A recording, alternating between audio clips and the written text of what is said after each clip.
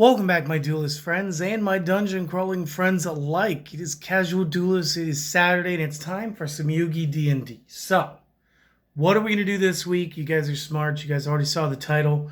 Obviously, we're converting another monster card from Yu-Gi-Oh! Into a D&D monster. And so what we're going to do is we're going to take the Giant Soldier of Stone. Super classic monster, one of my favorites from the past. I remember I used to use this as my big defensive option. I play this instead of playing a Mystical Elf.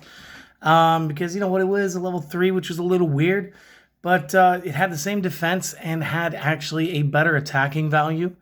So again, as far as Yu-Gi-Oh! Went, early game sort of made sense. As far as why we would bring this into the world of D&D. If you guys remember like the early episodes, back when Yu-Gi-Oh! Was just kind of like D&D and they'd argue about things that weren't part of the card game. Giant Soldier of Stone had a really cool feat where he was able to attack the moon and do some really cool stuff. And so like, it just makes sense. Plus, we already did one for the Giant Soldier of Steel and or like other machine monsters like Gatekeeper. So it does make sense to come back and hit this classic monster up. So Giant Soldier of Stone, how are we going to go ahead and add him into the game? It's very simple. We are going to, and this is really cool, these are cards that you guys can buy that have all the stats of the D&D monsters. So instead of carrying around a big manual, if you've already prepped your session, you can grab a stack of, however many of these cards you need. Carry a little stack of note cards. This way you can, track hit points and stuff.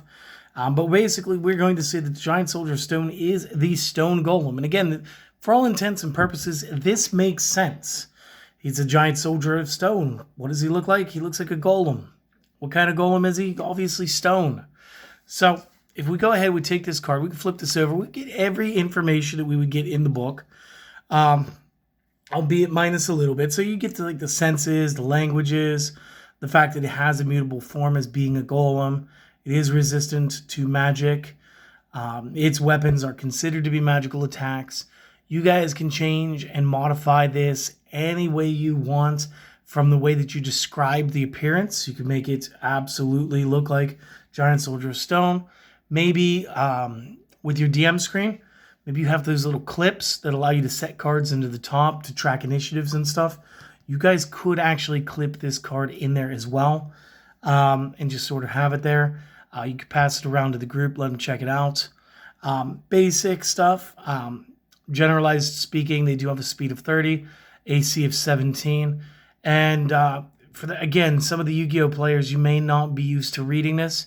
The reason it says hit points 178 and then gives you this mathematical expression is, this is really your choice. This is the averaged number, and this is how you could find the number. So when it says 17D10, you come over here, you grab some dice, and I'll grab 2 D10s here real quick. So we have the percentile and the regular. And you'll just roll them. So like the 0 is supposed to be like a 10. So this would be 10, that'd be 3, that's 13. You roll some more. 16 plus 9. 9 is like 25, whatever. You're going to roll that 17 times and then add 85. But realistically speaking, you can just real quick go like, okay, so what would the weakest one be? It would be 17 plus this. So it's just over 100. It's like 102 points. And then the max one would be 170 plus that for like 255. Again, you get the challenge rating down here on the bottom, what type of experience your players could be expecting to gain from it. And it actually is going to highlight which book and what page it is as well. So like just for quick reference, if you wanted all of the rest of the stuff that the book has for it too, this allows us to do our homework just a little bit faster.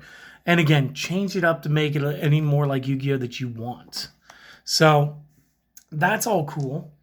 But how do we get one for the people like me who went ahead and bought a modular dungeon?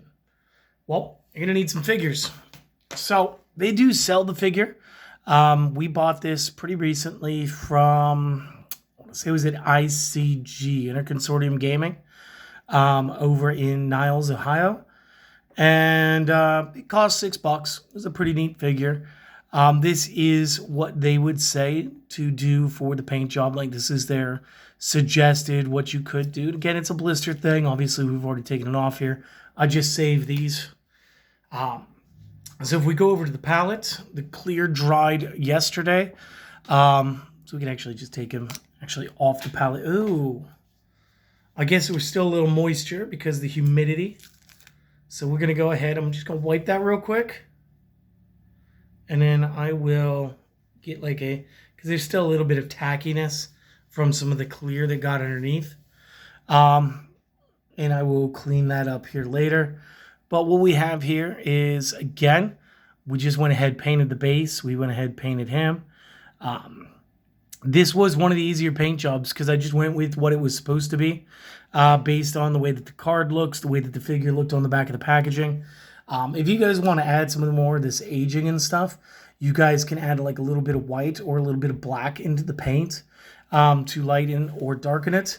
But again, look, just checking this out right here, this is such a close match for the Giant Soldier of Stone. It just felt right for this construct.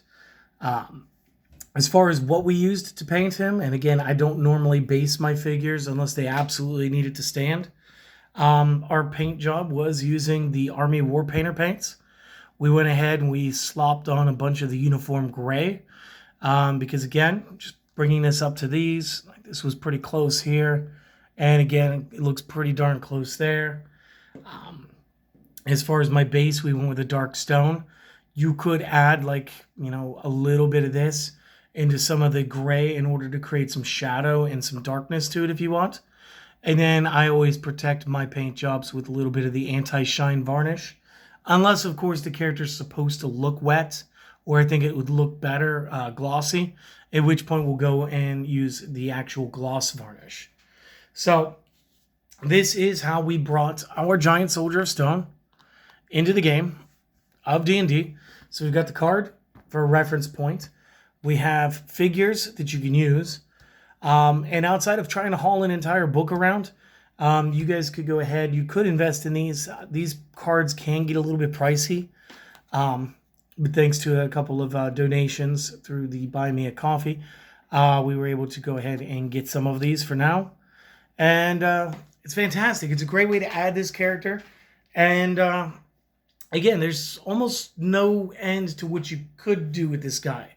Again, he is a soldier of stone, so he could be more or less a guardian.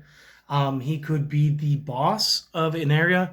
And again, you want to take a look at that challenge rating when you're making your matches and deciding what you're going to put your players through. So again, I see challenge rating 10, maybe once they're like level 8. If I've got like 4 or 5 players, 9 if I've got like 3 players, if they're all level 9. And again, if they're getting lucky, you can always throw on more hit points. But this guy, he gets a lot of stuff here. And then there's also other things you could do. You could also add defensive things. Right here, he's got this slam. He's got this slow ability here. You guys could totally add that he has a pair of rock swords. So you could create part of the multi-attack to have slashes as well. At which point I would take this slam, which is a, let's see, plus 10 to hit, 5-foot range, 19 on average bludgeoning. I'd probably bring that down to the same things, but like maybe make it a 15 slash. 15 on average slashing damage. Or again, it could be a type of bludgeoning and it's just based on the way that he's attacking, as opposed to like how much force he might be able to exert using a fist instead. But seriously, as a DM, this is entirely up to you. It depends on how you and your players are doing. If your players are really, really smart, you might be able to introduce this earlier. If you want to introduce this thing earlier, go ahead, nerf some of the damages and lower the hit points a little while. And maybe even take down the AC just a little bit, like maybe to like a 15. And then again, it's just perfect. You go ahead, you enjoy it. I thought that there was something about adamantine. Yeah, here you go. Immunities to non-magical weapons that aren't adamantine. So all that means is if it's a magical weapon or it's made out of adamantine, it's good to go. Otherwise, I guess he's immune to it. And again, you could change immune to resistant, because maybe you're not doing so much as far as giving out a whole bunch of magical gear to the players. And while I think that's a shame, I do understand the better players will come up with some crazy combinations of the gear that you give them. And it could make it very hard to actually pose a challenge for them to make the next dungeon as enjoyable as the last. So, guys, I hope that you enjoyed it. If you did, do the normal things like, comment, subscribe. If you're only here for the D&D content, I will see you again next weekend. But for right now, my friends, I want you guys to go out. I don't want you to worry about all the other things. I want you guys to go out. I want you to enjoy today. I want you guys to enjoy tomorrow. Take the weekend off, okay? Go do some fun stuff. Don't worry too much about, the things that you can't actually affect. And just try to have a nice, mild weekend, all right? Hopefully, I'll get to see you guys again next time. And, later.